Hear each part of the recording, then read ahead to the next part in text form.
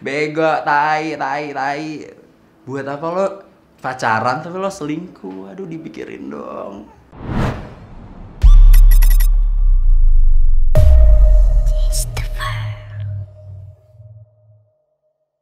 Definisi selingkuh menurut kamu apa sih? Berpaling ke yang lain. Berpaling dari pacar sih. Kita udah jalin hubungan sama satu orang, tapi dijalin lagi sama orang yang lain. Bosen sama pacar, bosen akhirnya cari orang baru buat mengisi hari-hari yang bosen, akhirnya selingkuh. Ketika pasangan kita di belakang kita menjalin perasaan atau suatu hubungan sama orang yang kita nggak tahu dan dia nggak mau kita tahu. Dia keluar bareng berdua nih, terus abis gitu feelingnya ada feeling yang besar di baliknya.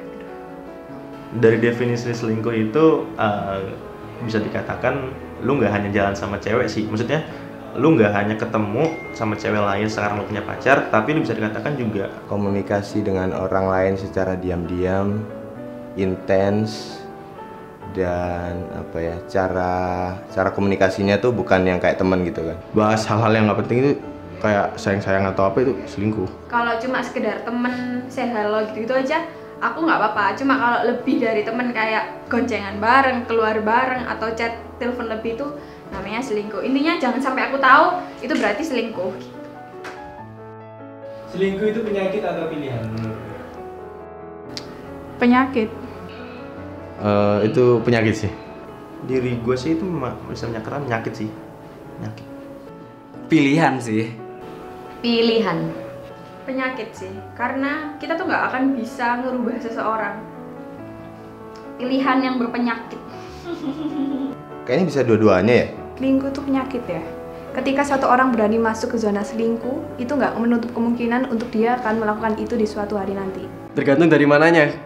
Kadang bisa jadi karena dia kurang nyaman sama kita, jadi dia nyari yang lebih baik atau gimana. Atau mungkin kita belum bisa mencukupi dia cari yang bisa mencukupi dia. Apakah kamu pernah diselingkuhin? Wah, Pernah lah mas. pernah. Pernah diselingkuhin. Apa yang kurang dari kamu sehingga kamu diselingkuhin? Mungkin aku tuh nggak bisa pulang malam-malam. Kurang banyak mungkin duitnya. Karena hatinya belum pas mungkin buat aku.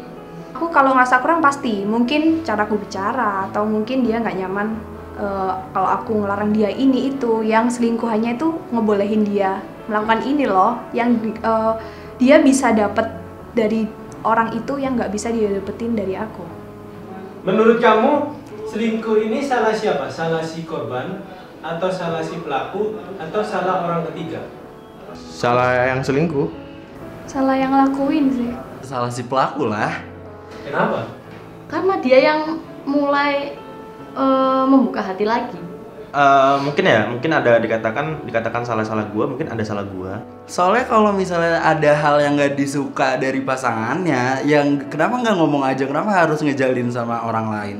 Kan kalau misalnya diomongin gitu kan, things kalau nggak working out, at least bisa diperbaikin. Kalau nggak ya udahan aja. Jika kamu diselingkuhin, apa yang akan kamu lakukan? Iya, pertama sih pasti kayak berusaha mempertahankan kan. Pasti yang namanya hubungan berusaha mempertahankan. Tapi kalau misalnya cuman aku aja mempertahankan, nggak bisa. Jadi harus gitu, dua pihak. Kalau dia nggak mau ya udah. Ya udah, biarin. Cari lagi. Ya udah, kalau kamu memang milih sama dia ya udah kita putus. Tinggalin, cari yang baru. Gak mau berharap lebih lagi, kayak yang udah cukup. Oh, kamu nyuruhin aku, ya udah oke baik. Kenapa harus dipertahanin orang kayak gitu yang nggak mau sama kita? Kalau gua dari pribadi gua sendiri, gua bakal terima. Karena apa? Setiap orang itu mungkin bisa dikatakan gua ini kurang dari yang dia minta, tapi gua berusaha untuk jadi pribadi gua, melakukan untuk treatment untuk wanita itu jadi sesuai dengan diri gua. Jadi gua membiarkan aja seperti itu. Kalau gua Tenang dulu, atur strategi, lihat yang diselingkuhin tuh selevel apa enggak, sainganku apa enggak. Tapi kalau misalnya nggak selevel atau di bawahku banget ya aku malu toh.